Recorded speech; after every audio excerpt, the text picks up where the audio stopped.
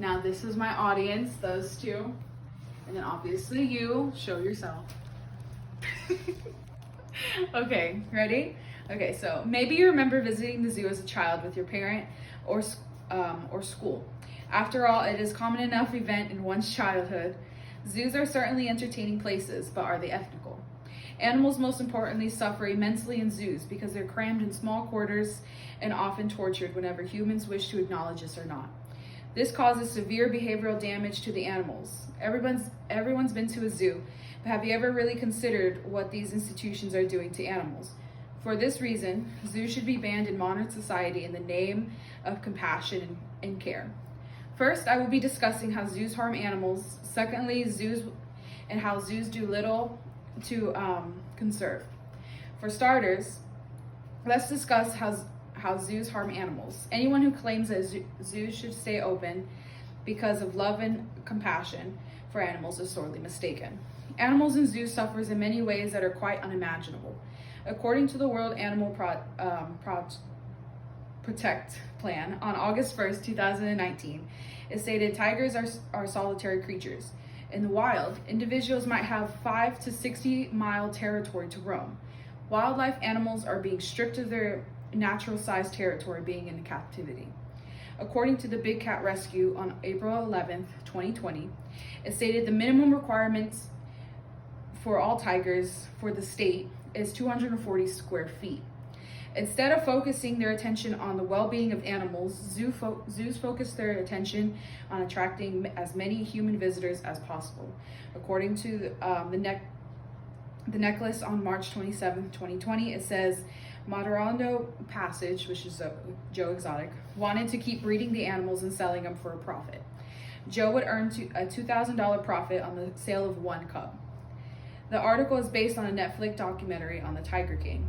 This in turn generates revenue for zoos and make their managers wealthy and allows them to throw lavish events, create fundraisers, and potentially even abuse tax exempt.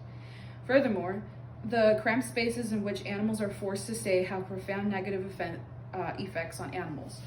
According to Vice, in the UK, 54% of captive elephants experience behavioral problems. It is said that lions spend 48% of their time pacing, which is a sign of behavioral misalignments and deep-seated mental issues. Some still argue that zoos are essential because of their conservative practices. They say that zoos safeguard certain endangered species that would disappear if it was left in the wild. However, in reality, fewer than 1% of zoo species are a part of anything serious in a conservation effect, with many being inbred and having little genetic integrity and no conservation value. Vice reminds readers, according to a 2013 study by Dr. Paul, this means that zoos really do not help conserve animals at all and are truly just in the entertainment business. National Geographic on April 8th, 2019 points out that that the director of PETA says that zoos are prisons for animals, camouflaging their cruelty with the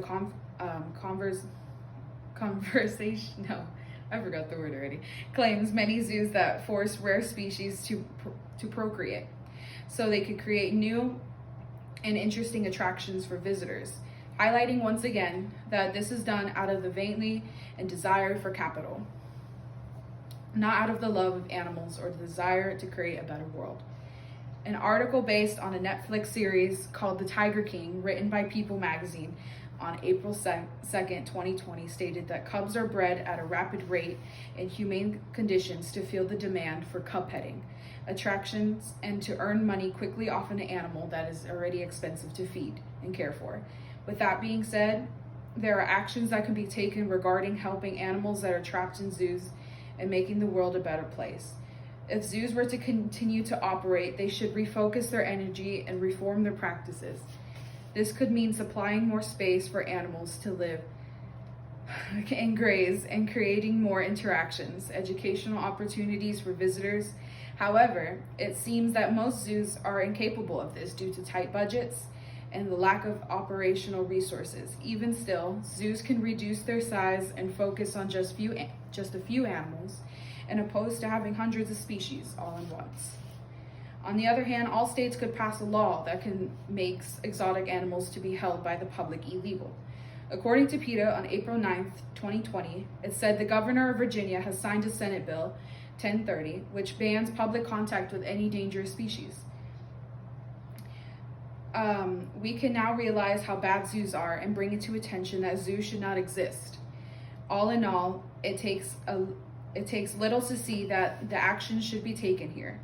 Zoos harm animals and do little to aid with the conservation efforts. It is for this reason that zoos should be banned. The next time you see a captive animal, I want you to ask yourself if you genuinely believe that if it had a choice, would it remain an object of human amusement or would it be running free in the wild? Bro, listen, also,